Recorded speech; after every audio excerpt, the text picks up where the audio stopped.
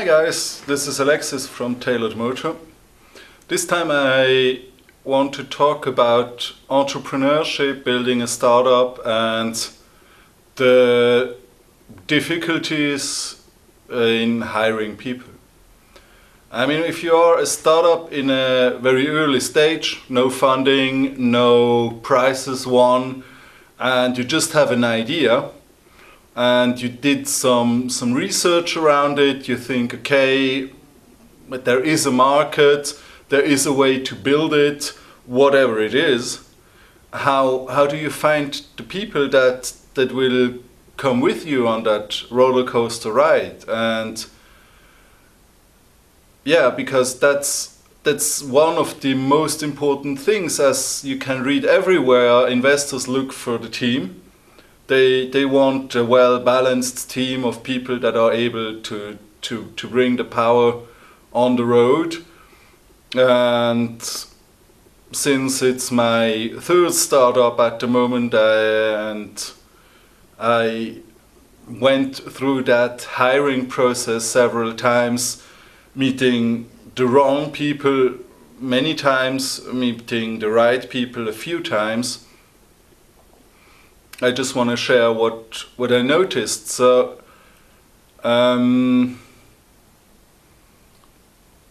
without wanting to categorize people, it's very difficult to put people into boxes.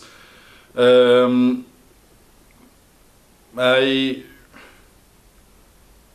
start with my first startup. My first startup, I had some money on my own, and I could hire people. I could really pay them a salary. And I hired 2 people who were jobless, and as I found out later, they had a good reason to be jobless. And so I wasted money, they scared away my customers. So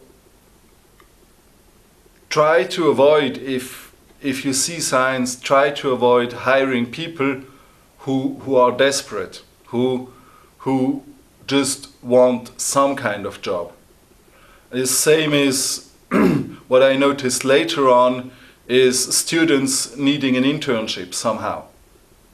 They just need an internship to have a paper to give that to their university or to put on their resume. I did an internship, I learned something. I mean, paper is patient, as we say in German.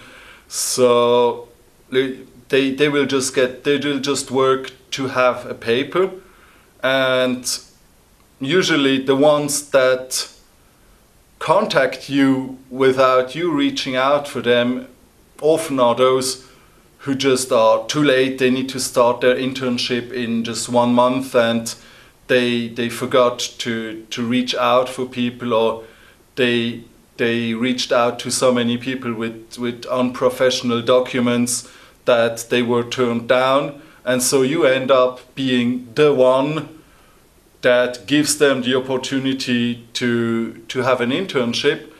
For you as a startup CEO is the awesome situation that he will work for free or she will work for free. But believe me, there is no such thing as free work. Usually you have to coach people.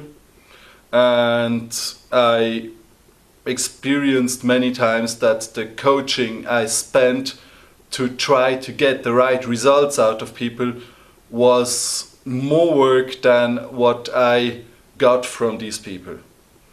So beware of people who are desperate, just need a job, just need an internship. They will always be passionate about your idea, or at least look like.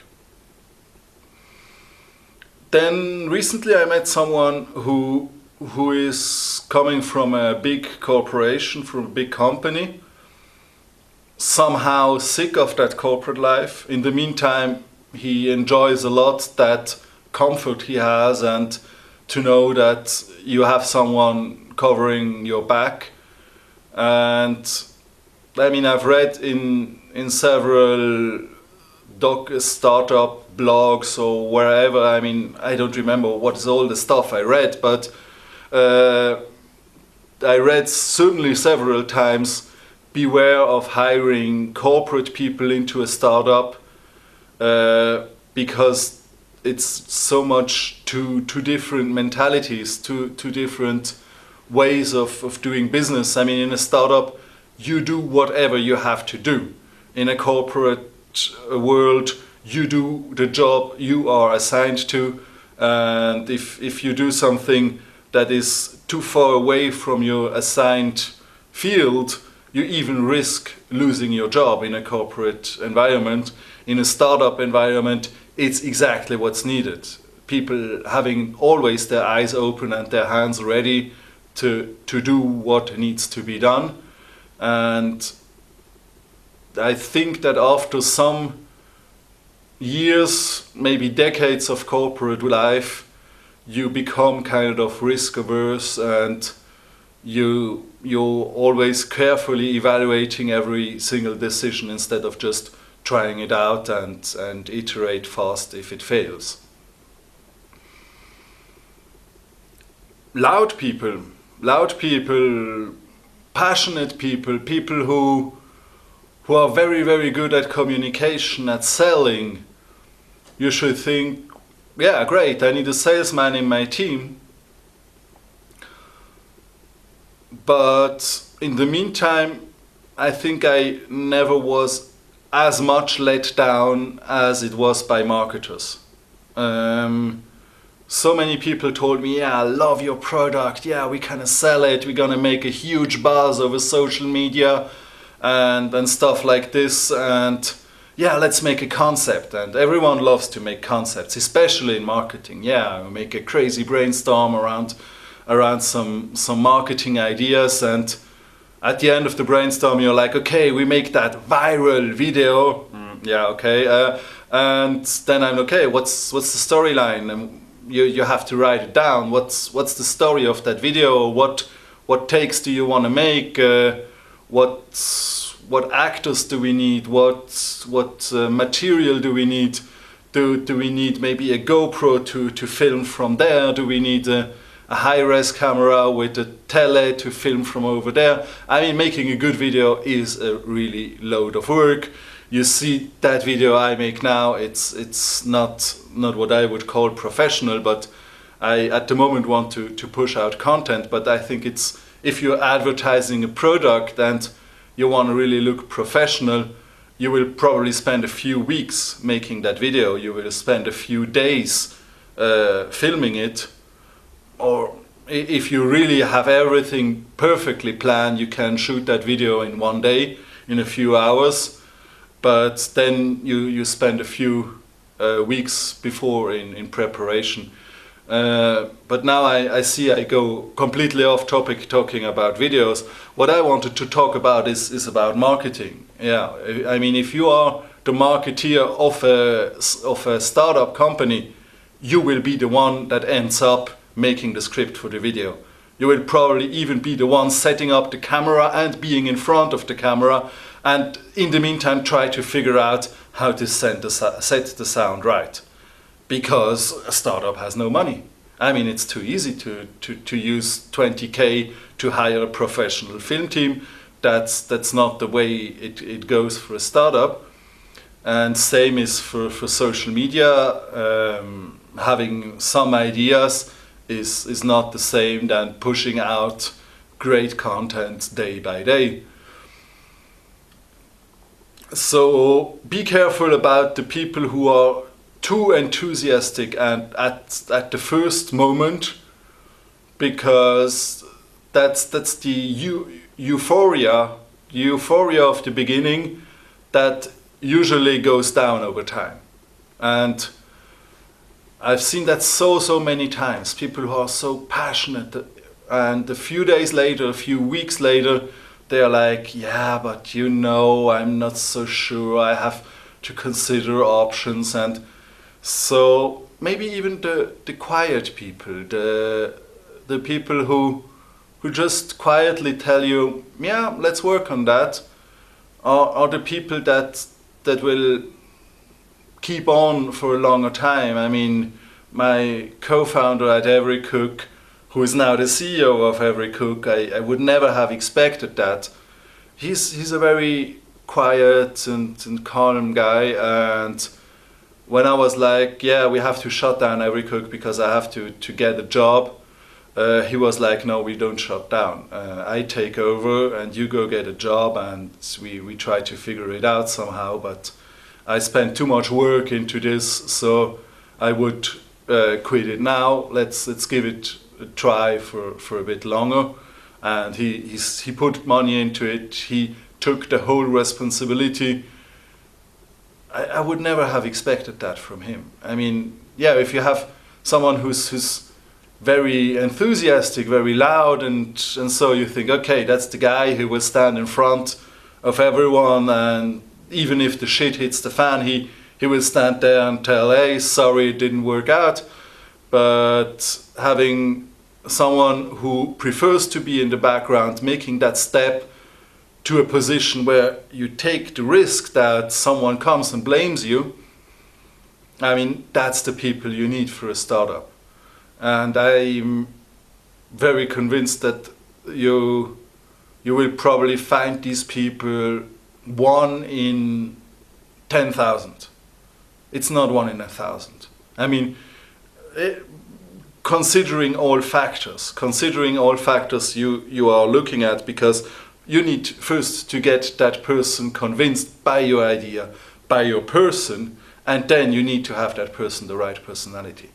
I mean, having people who have the right personality, it's probably 1 in 1,000, and people who are convinced by you by